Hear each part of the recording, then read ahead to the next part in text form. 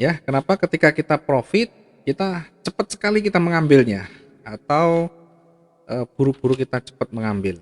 Sebaliknya ketika rugi, ya kenapa selalu kita tunggu lama sekali.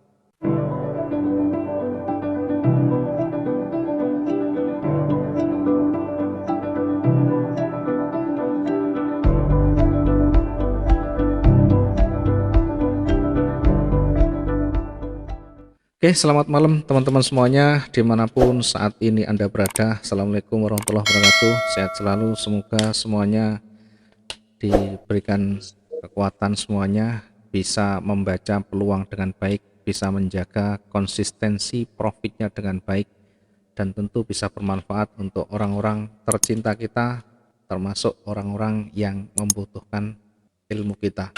Baik, sebelum masuk di materi pada malam hari ini, tidak ada berita yang berdampak besar, karena itu saya tidak mengawali lebih dini. Kemudian saya akan memberikan materi terkait dengan teknikal.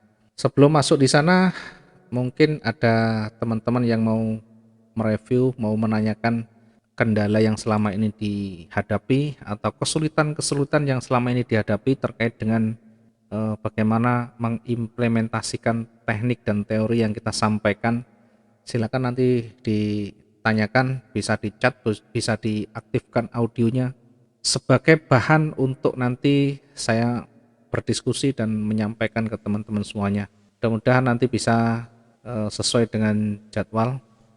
Ini ada Pak Rizal, ada berita jam 20.30, jam 20.30 memang ada, tapi saya sudah tadi cek di news jam 20.30 ya, nanti bisa dilihat jam 20.30 hari Kamis ya, memang ada jam 20.30, tapi ini tidak ada data statistik yang di sana, sehingga nanti murni mengikuti dari kondisi teknikal yang ada. Itu kira-kira cara membacanya. Nanti jelang-jelang news itu dirilis, kita mengikuti saja bagaimana pergerakan demi pergerakannya. Oke, kalau ada yang mau bertanya silakan, nanti biar nanti saya juga ada bahan untuk menyampaikan buat teman-teman yang ada kesulitan, ada kendala di dalam menghadapi atau di dalam praktekkan yang sudah kita sampaikan, ya biar nanti ada imbal balik sejauh mana kemampuan menyerap dari teman-teman, kemudian mempraktekannya bagaimana, hasilnya bagaimana. Kalau teman-teman mau menyampaikan silahkan nanti bisa disampaikan. Ada pertanyaan mungkin dari teman-teman? Ada yang mau ditanyakan? Ya, masih saya berikan kesempatan dulu. Selamat malam Pak. Ya, selamat malam. Oke, monggo Pak Iwan. Pak, mau minta masukan dan saran. Mungkin saya termasuk murid Bapak yang nekat ini Pak. Ya. Kalau kemarin Bapak selalu mengajarkan dan bersharing sebelum bisa itu menggunakan demo. Cuma memang kemarin saya mengambil keputusan, saya deposit dalam nilai yang kecil sih. Saya deposit dengan nilai yang sangat kecil, kemudian main juga hanya di 0,01 saja. Karena kemarin ketika menggunakan demo memang ada sedikit kadang rasa apa ya, tanggung jawab atau beban moral yang tidak sama atau berbeda. Jadi merasa kalau ketika pas demo itu bisa tanpa beban masuk, karena kalau loss ya sudah, walaupun ketika dievaluasi mungkin belajarnya itu masih kurang. Jadinya kemarin saya nekat deposit kecil, kemudian coba main dengan 001 bertahap, ya dimulai dari modal 100 sudah turun sampai ke 50 dolar, dan ini puji Tuhan mulai membaik masuk ke 79, semoga nanti bisa pulih. Nah, yang saya hadapi atau kendala itu adalah beberapa hari ini kan Bapak memberikan gambaran atau review melalui video ya Pak. Itu jujur sangat membantu saya ketika melihat kondisi market yang akan terjadi ke depan. Nah, cuma kadang ketika sudah masuk di tengah hari, kemudian melihat candle yang terjadi, itu tuh kadang panik atau bingung Pak.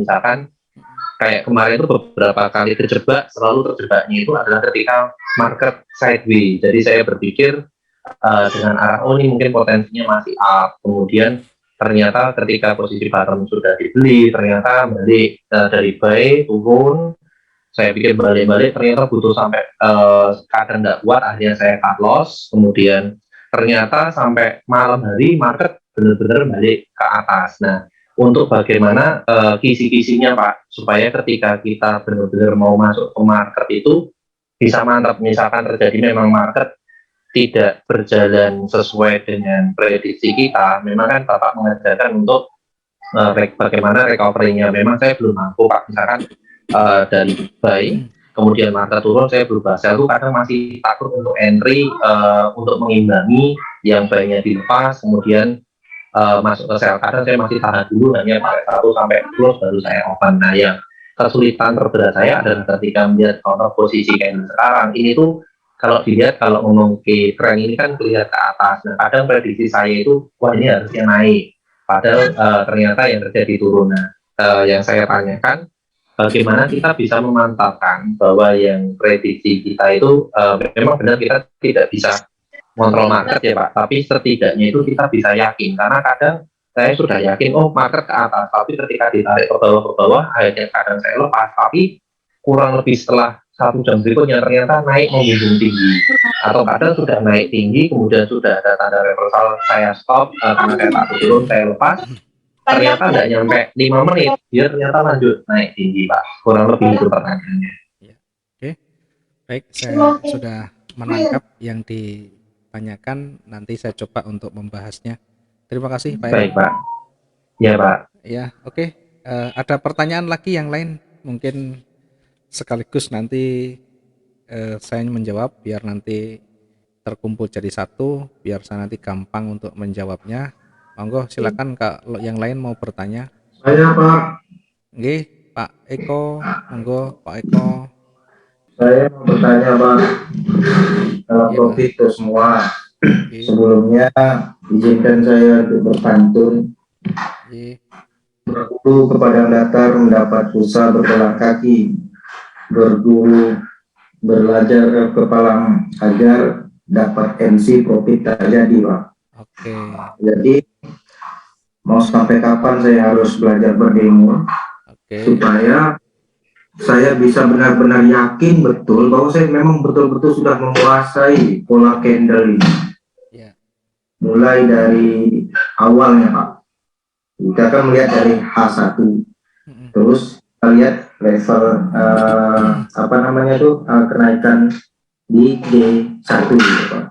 Terkadang untuk di SAU USD ini H1 itu seperti M15 Pak, seperti M5 cepat betul gitu Pak, sehingga kami yang tidak terus-menerus memantau pasar, tidak terus-menerus memantau, ya agak kesulitan untuk meletakkan di mana posisi TP yang pas. Dengan misal kalau kita membuat stop loss itu 300 pip atau 500 pip, sedangkan kita cuma target 200 pip gitu Pak. Terkadang ketika kita TP betul dapat, tapi ketika kita loss habis itu 300 pip. Nah itu yang terkadang mungkin kita kesal, terus kita bikin open dan hasilnya yaitu target harian tidak tercapai. Itu aja Pak. Ya, terima kasih Pak Eko, sudah saya terima pertanyaannya, nanti akan saya coba untuk jawab. Yang lain ada yang mau ditanyakan dulu? Biar nanti sekalian menjawabnya, biar nanti tidak terganggu kalau kita menyampaikan. Selamat malam Pak Wijaya. Ya, Bu Ros. Iya, saya gini Pak, selalu kalau seperti kata teman barusan, pembatasan kerugian itu Pak, kadang kita ambil sell, udah minus 10 kita tunggu, mana tahu kembali gitu kan Pak. Iya. Ternyata nggak kembali lagi, jadi kalau mau di cut loss, udah rugi, udah banyak, jadi ditunggu makin banyak. Jadi intinya itu kalau kita salah ambil posisi itu di poin berapa kita cut loss kan saja Pak, kita tutup saja, kita switching apa ya Pak, diganti gitu, di angka berapa gitu idealnya Pak. Oke, ada lagi Bu yang ditanyakan? Sudah Pak, makasih ya Pak. Oke, makasih, sama-sama Bu. Nanti saya catat dulu, saya jawab nanti setelah ini, biar nanti terkumpul semuanya. Lagi ada pertanyaan yang lain yang dianggap kira-kira masih berat, sampaikan saja. biar ada bahan saya nanti untuk menyampaikan sejauh mana kira-kira teman-teman ini menyerap dan mempraktekkan, sehingga nanti kalau ada umpan balik saya tahu teman-teman ini masih penguasanya setingkat ini, kemudian ini belum menguasai keberatannya di sisi yang ini, sehingga nanti saya mudah untuk melakukan satu pembelajaran yang menyesuaikan kondisi teman-teman semuanya. Oke, ada lagi, saya tunggu beberapa saat lagi. Kalau tidak ada nanti saya lanjutkan, saya akan bahas dan nanti akan saya sampaikan materi lagi. Baik, kalau tidak ada, saya akan coba untuk menyampaikan dan menjawab pertanyaan dari teman-teman. Ada 3 yang bertanya, mungkin 3 ini juga bisa mewakili dari teman-teman yang lain yang belum sempat untuk bertanya, dan mudah-mudahan nanti bisa membuka wawasan yang belum memahami. Nah, sebelumnya saya ingin menyampaikan kenapa di antara kita atau yang kita rasakan selalu ada kesulitan, ada selalu kegagalan yang menghampiri kita. Kenapa sangat sulit sekali untuk kita konsisten di sana? Ya, kenapa ketika kita profit, kita cepat sekali kita mengambilnya, atau buru-buru kita cepat mengambil. Sebaliknya ketika rugi, ya kenapa selalu kita tunggu lama sekali. Begitu kita sudah mengambil tindakan, ternyata berbalik. Ya, apa yang sebenarnya terjadi di sana? Apakah saya masih kurang? Yang mana yang kurang saya? Ya, tentu akan membuat kita nanti semakin bingung dan semakin kacau kalau tidak ada jawaban seperti itu. Dari pertanyaan itu paling tidak harus ada jawaban, paling tidak harus ada solusinya. Ya, saya akan sampaikan dulu kenapa banyak di antara kita ini selalu gagal. Kenapa selalu gagal? Jawabnya tentu beraneka ragam. Yang pertama, banyak gagal karena terlalu banyak analisa. Terlalu banyak analisa, ya, analisa yang makin banyak makin buat kita menjadi susah menemukan sistem yang paling mudah.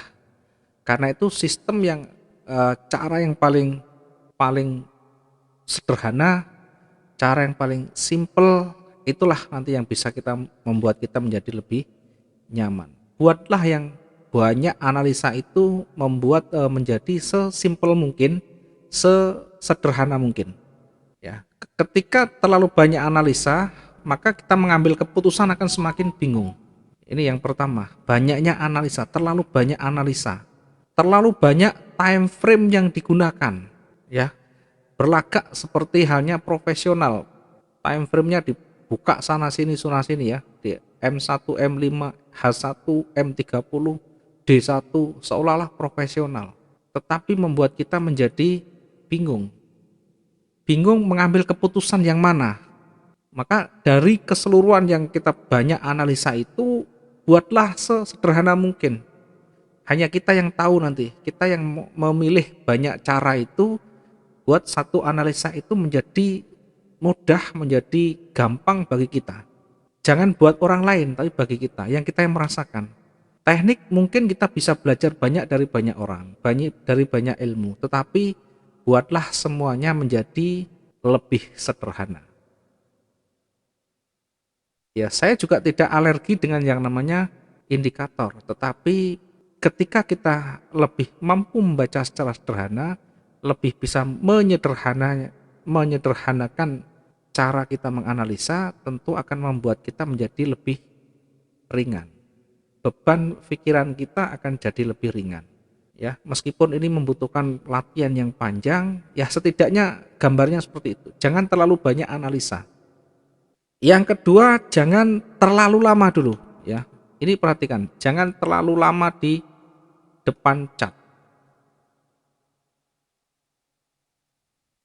Ya, bukan berarti kalau dari pagi sampai pagi atau dari pagi sampai sore itu bisa menghasilkan yang maksimum, belum tentu.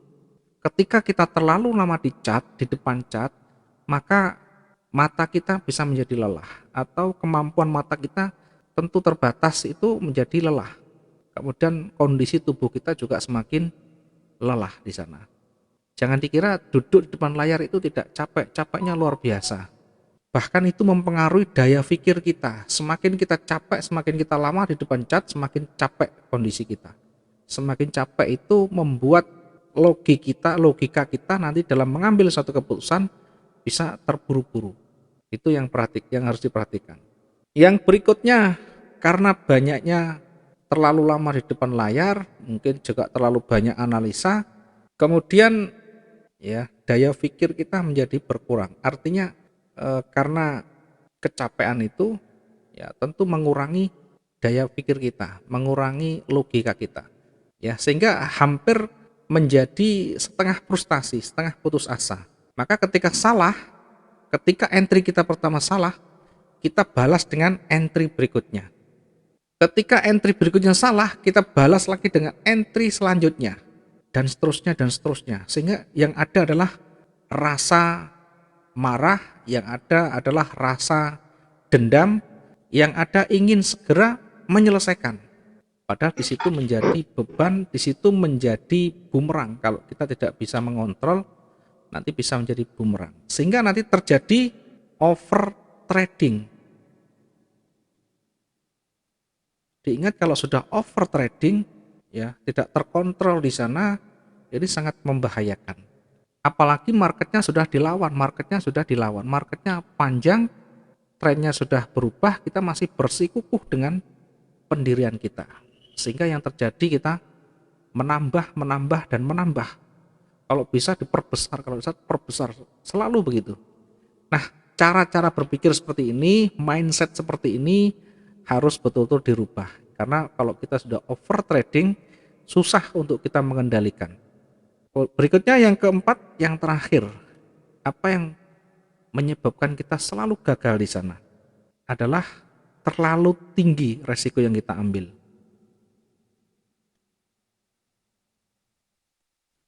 Ya, resiko yang kita ambil terlalu tinggi. Apa maksudnya resiko yang kita ambil terlalu tinggi? Kalau resiko yang terlalu tinggi ini biasanya nanti yang berpengaruh itu besarnya lot. Kemudian tadi banyaknya trading, over trading. Ini yang menyebabkan kita nanti susah untuk mendapatkan keberhasilan. Yang ada selalu gagal, ya. Karena kita terlalu tinggi mengambil resiko, tidak sadar diri, tidak memahami modal kita berapa, ketahanan kita berapa. Ya, perhatikan yang keempat ini. Pertama, jangan terlalu banyak analisa. Ya, analisa yang ruwet, yang jelimet, buatlah sesederhana mungkin. Bagaimana caranya? Banyak mencoba, banyak kita melogika. Kalau ini pertama kita lakukan salah, keliru, tidak bisa menghasilkan, maka carilah berusaha untuk mencari jalan lain. Kemudian jangan terlalu lama.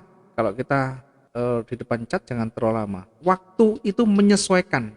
Saya bisanya misalkan jam 8 pagi sampai jam 12 siang. Ya maka manfaatkan di jam-jam itu.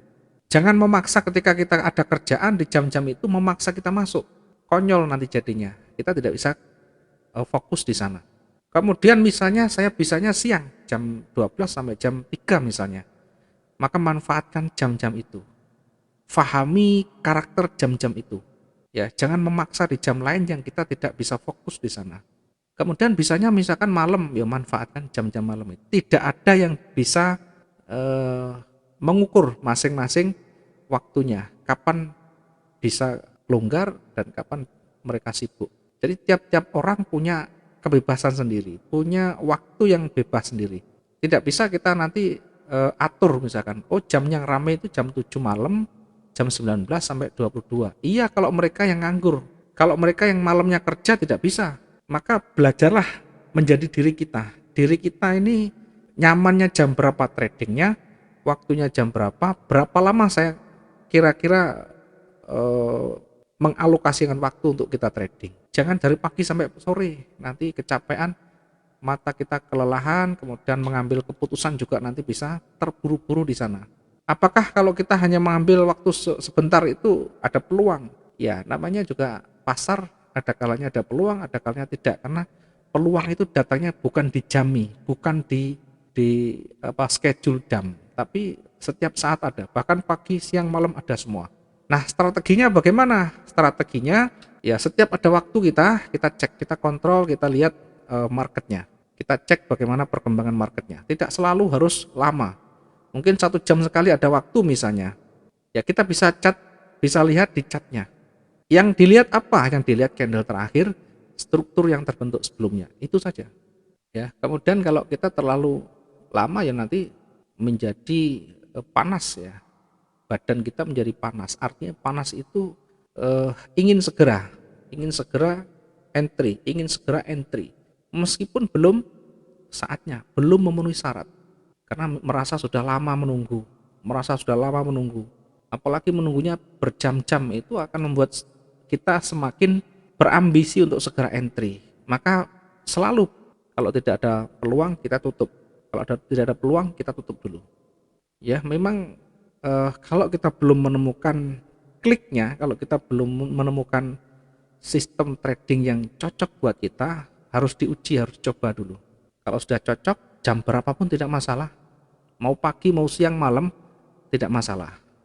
Yang terpenting memahami bagaimana tekniknya, memahami bagaimana sistem yang cocok untuk saya.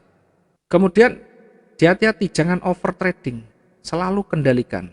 Ya, risk manajemennya harus kendalikan, lotnya dikendalikan, kemudian jumlah transaksinya kendalikan. Kalau kita bisa atur semuanya, ya nanti akan menjadi lebih baik. Resiko jangan terlalu tinggi. Memang misalkan batas kita maksimum 0,5, tapi tidak sadar 0,5 tambah lagi 0,5 lagi, 0,5 lagi. Kemudian 0,5 salah semuanya, resiko rugi. Maka tiba-tiba mengambil 1,5 untuk mengunci atau untuk misalkan untuk mengcover. Ya, model-model seperti ini tidak bisa kalau kita tiba-tiba seperti ini tanpa kita memahami resiko yang kita ambil.